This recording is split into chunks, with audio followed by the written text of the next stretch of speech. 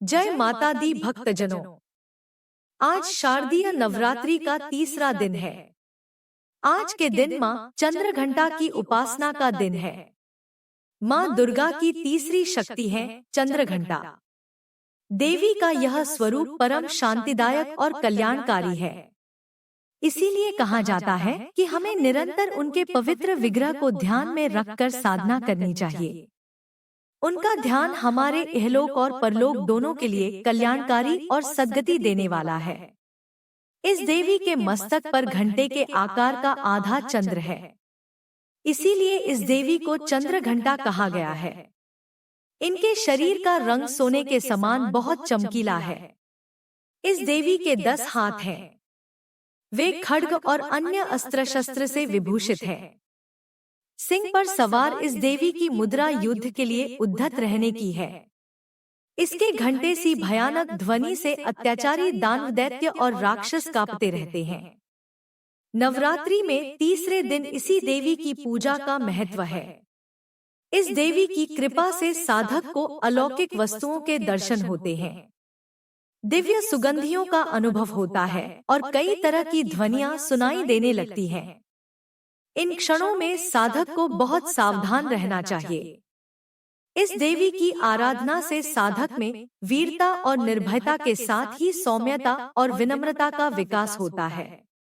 इसलिए हमें चाहिए कि मन, वचन और कर्म के साथ ही काया को विहित विधि विधान के अनुसार परिशुद्ध पवित्र करके चंद्रघंटा के शरणागत होकर उनकी उपासना आराधना करना चाहिए। इससे सारे कष्टों से मुक्त होकर सहज ही परम पद के अधिकारी बन सकते हैं। यह देवी कल्याणकारी है। आइए रसपान करें माँ चंद्रघंटा की कथा का। माँ दुर्गा अपने तृतीय स्वरूप चंद्रघंटा के रूप में असुरों के विनाश हेतु प्रकट होती हैं।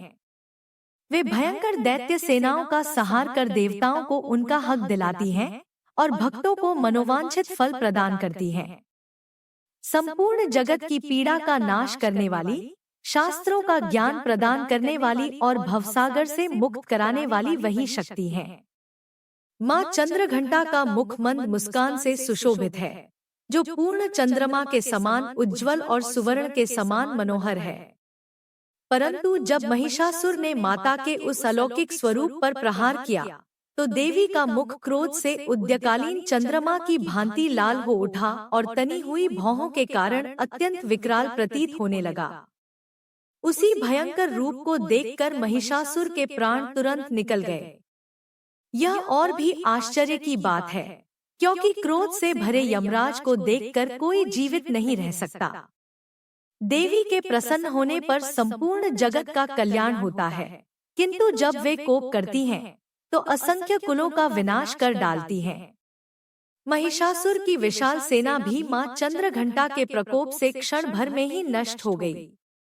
दैत्य दलों का संहार करने के लिए माता ने अपने धनुष की टंकार को आकाश और पृथ्वी पर गूंजा दिया। उसी समय माँ का वाहन सिंह भी जोरदार दहाड़ मारने लगा। जब माता ने अपने घंटे का नाद किया तो उसकी ध्वनि धनुष की टंकार और सिंह की दहाड़ के साथ मिलकर संपूर्ण दिशाओं में गूंज उठी। इस भयंकर शब्द और अपने दिव्य प्रताप से माता ने राक्षसों का संहार कर विजय प्राप्त की। आइए अब श्रवण करते हैं कि कैसे एक फूंक से भस्म हो गया धूम्रलोचन। देवी का नाम चामुंडा कैसे पड़ा। रसपान करते हैं सप्तशती की कहानी। वह शक्ति क्या है, कैसी है और कहाँ रहती है, उसका स्वरूप क्या है। राजा सुरत और समाधि वैश्य ने जब महर्षि मेधा से ये प्रश्न किया तो महर्षि ने उन्हें शक्ति की देवी माँ दुर्गा के प्रकट होने की कथा सुनाई। उन्होंने यह भी बताया कि देवी कैसे पहले सभी देवताओं की आत्म शक्तियों में वास करती थी और जब संसार के कल्याण के लिए जरूरत पड़ी तब उन्होंने ही प्रकट स्वरूप में अलग अलग रूप लेकर संत जनों का कल्याण और उद्धार किया, दुष्टों का संहार किया और जीवन में संतुलन स्थापित किया। देवी की यह कथा मार्कंडेय पुराण, देवी भागवत पुराण का अहम हिस्सा तो है, साथ ही यही कथा दुर्गा सप्तशती का आधार है। महर्षि मेधा ने देवी के प्राकट्य के साथ महिषासुर मर्दिनी की कथा सुनाई। तब राजा सुरथ ने देवी के अन्य अवतारों की कथा के बारे में पूछा तो महर्षि मेधा ने बताते हुए कहा कि महिषासुर के वध के बाद देवताओं को अपना लोक वापस मिल गया, लेकिन संकट अभी टला नहीं था। मृत्यु लोक में शुंभ और निशुंभ नाम के 2 असुर भाई हुए। वह बाल्यकाल से ही बड़े उत्पाती थे और बड़े होते होते उन्होंने ऋषियों को तंग करना शुरू कर दिया। इधर असुर गुरु शुक्राचार्य ने राक्षसी शक्तियों को फिर से एकत्रित किया और शुंभनिशुंभ को असुरों का राजा बना दिया। अब असुर राज बनने के बाद तो इन दोनों के उत्पात और बढ़ गए।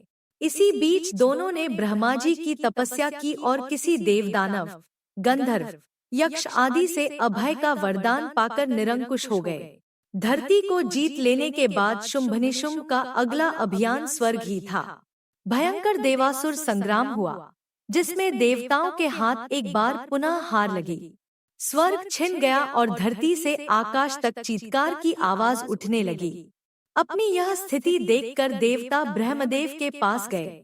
ब्रह्मदेव जानते थे कि यह उनके वरदान का परिणाम है, इसलिए वह देव सहायता करने में सक्षम नहीं थे। लेकिन योगमाया की कृपा से उन्हें महिषासुर वध का प्रसंग स्मरण हो आया। जब देवी स्वरूपा शक्तिपुंज ने आश्वासन दिया था कि संकट की घड़ी में वह पुकारने पर जरूर आएंगी, तब सभी देवताओं ने आठ स्वर में उनकी आरती की और पुकार लगाई, हे आदिशक्ति, परम शक्ति, महाशक्ति, देवी भगवती प्रकट हो। हे भवतारिणी, हे जगतजननी माँ प्रकट हो। अपनी संतति की रक्षा करो देवी। देवताओं का यह स्वर सुन शक्ति स्वरूपा पार्वती की आद्याशक्ति द्रवित हो उठी।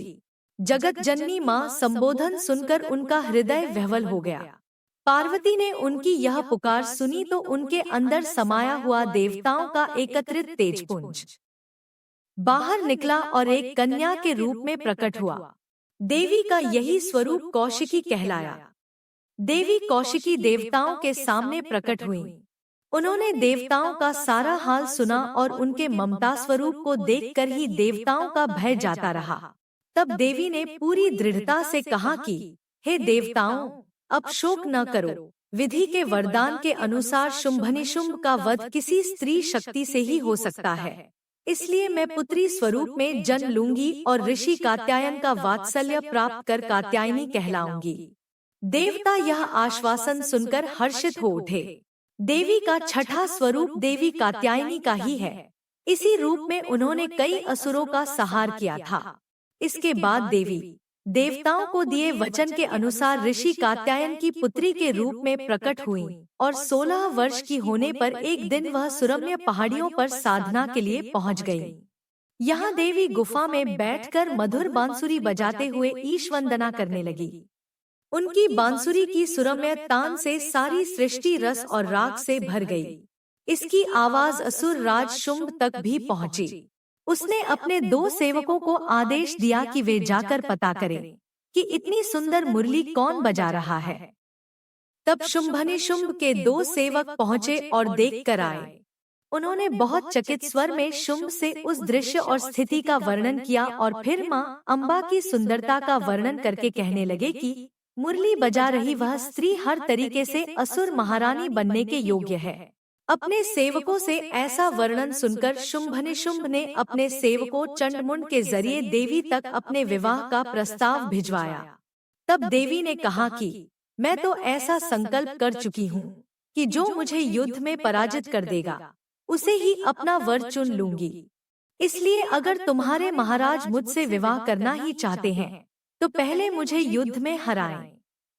चंडमुंड के मुख से देवी का ऐसा उत्तर सुनकर शुंभनिशुंभ क्रोध में भर गए। उन्होंने धूम्रलोचन को आदेश दिया कि उस अभिमानी स्त्री को पकड़कर हमारे सामने उपस्थित करो। धूम्रलोचन सेना सहित वहां गया जहां देवी पर्वत पर साधना कर रही थी। धूम्रलोचन ने जैसे ही माँ के केश पकड़कर उन्हें घसीटना चाहा, देवी ने आग जलते खप्पर को सामने कर फूंक मारी तो धूम्रलोचन सेना सहित वहीं भस्म हो गया। धूम्रलोचन के वध की यह कथा सप्तशती के 7वें अध्याय में है। इसके बाद महर्षि ने सप्तशती के 8वें अध्याय की शुरुआत की और राजा सुरथ से आगे की कथा कहने लगे। उन्होंने कहा कि अपने घायल सैनिकों से धूम्र लोचन की हार सुनकर शुंभनिशुंभ गुस्से में जल उठे। अब उन्होंने चंडमुंड को ही आदेश दिया और कहा कि उस स्त्री के सिंह को मारकर उसे पूरी तरह निहत्था कर दरबार में ले आओ। चंडमुंड सेना सहित पर्वत पर पहुँचे। तब देवी ने अपना विराट स्वरूप धारण किया और अपनी माया से योगिनियों को प्रकट कर उन्हें लड़ने का आदेश दिया। हर योगिनी शक्ति देवी का ही आत्म स्वरूप थी, इसलिए चंडमुंड को हर तरफ एक ही स्त्री नजर आ रही थी। असुरों को उत्पात मचाते देख देवी की आंखों से क्रोधाग्नि निकली और उससे कालिका देवी प्रकट हुई। उन्होंने रण में ऐसा सहार मचाया कि चारों ओर हाहाकार मच गया। पल भर में सारी आसुरी सेना समाप्त हो गई। यह देख चंड देवी की ओर लपका तो देवी ने एक हाथ से उसका वार रोका और दूसरे हाथ से उसकी गर्दन पर खड्ग का वार कर दिया। चंड भरभरा कर वहीं धरती पर गिर पड़ा। भाई को गिरता देख मुंड ने देवी पर बाणों की वर्षा कर दी। तब देवी ने उसकी ओर अपना भाला फेंका और उसे भी यमलोक पहुंचा दिया। इस तरह देवी ने चंडमुंड का संहार कर दिया। देवी कालिका चंडमुंड के सिरों को लेकर जगतमाता अम्बा के पास पहुंची और कहा कि इन दो दुष्टों का भी मैंने अंत कर दिया है, अब आपको ही शुंभनिशुंभ का वध करना है। देवी ने कहा, हे कालिका, तुमने चंडमुंड का संहार किया है, इसलिए आज से संसार तुम्हारी चामुंडा के नाम से पूजा करेगा। इसके बाद देवी कालिका जाने लगी। तब देवी ने कहा कि रुको कालिका, अभी आपको एक और भयानक असुर का अंत करना है। उसका नाम रक्तबीज है। इस असुर को न मैं अकेले मार सकती हूँ और न ही आप, बल्कि इसके लिए हमें सभी देवताओं की स्त्री शक्ति को पुकारना होगा। महर्षि मेधा से यह प्रसंग सुनकर राजा सुरत और समाधि वैश्य की जिज्ञासा और बढ़ गई। उन्होंने पूछा कि रक्तबीज कौन था? क्या वह इतना शक्तिशाली था कि उसके लिए सभी देवताओं की शक्तियों को बुलाना पड़ा? तब महर्षि ने कहा कि राजन, जैसा कि नाम से ही स्पष्ट है कि जिसका रक्त ही उसके जन्म के लिए बीज हो, वह रक्तबीज है। इस असुर को वरदान प्राप्त था, उसके शरीर से जो भी रक्त की बूंदें जमीन पर गिरेंगी तो वहां उसी शक्ति का दूसरा असुर उत्पन्न हो जाएगा। कहने का अर्थ है, रक्तबीज एक व्यक्ति नहीं बल्कि पूरी सेना था। इसी वरदान के कारण ही रक्तबीज खुद को अमर समझता था और उसे उसका घमंड भी था। महर्षि मेधा ने राजा सुरत से कहा कि हे राजन, जन्म मृत्यु के इसी संतुलन को बनाए रखने के लिए संसार में देवी का आविर्भाव हुआ था। जब जब अपनी उपलब्धियों और शक्तियों के कारण कोई दुस्साहसी होकर निरंकुश हो जाता है तो उसका घमंड दूर करने, उसे उसकी तुच्छता का एहसास कराने के लिए ही परम सत्ता या परम शक्ति संसार में अवतार लेते हैं। यह परम सत्ता कभी राम बनकर रावण के अभिमान का अंत करती है, कृष्ण बनकर कंस का घमंड तोड़ती है और कभी शेर पर सवार होकर महिषासुर का मान मर्दन करती है। वास्तव में इन सभी की सकारात्मक ऊर्जा में उसी शक्ति का वास है। जिस सकारात्मक ऊर्जा को हम अम्बा या भगवती कहते हैं, वही भगवती संसार को चलाने वाली, जीवंत रखने वाली ऊर्जा शक्ति है। सृजन और ह्रास उसके दो नेत्र हैं और उसकी पलकों के गिरने उठने से दिन रात होते हैं। वह सर्वव्यापिनी माया शक्ति जगत माता भगवती ही है। अगर आपको यह कथा अच्छी लगी हो तो इसे अपने परिवार और मित्रों के साथ जरूर साझा करें, ताकि वे भी नवरात्रि के महत्व को समझ सकें और इसका लाभ उठा सकें। साथ ही हमारे चैनल सुविचार संग्रह को सब्सक्राइब करें और बेल आइकन दबाएं, ताकि आपको हमारे सभी नए वीडियो की जानकारी सबसे पहले मिले। माता दुर्गा आपकी सभी मनोकामनाएं पूर्ण करें और आपके जीवन को सुख, समृद्धि और शांति से भर दें। यही सुविचार संग्रह की हार्दिक कामना है। आपका दिन शुभ व मंगलमय हो। धन्यवाद।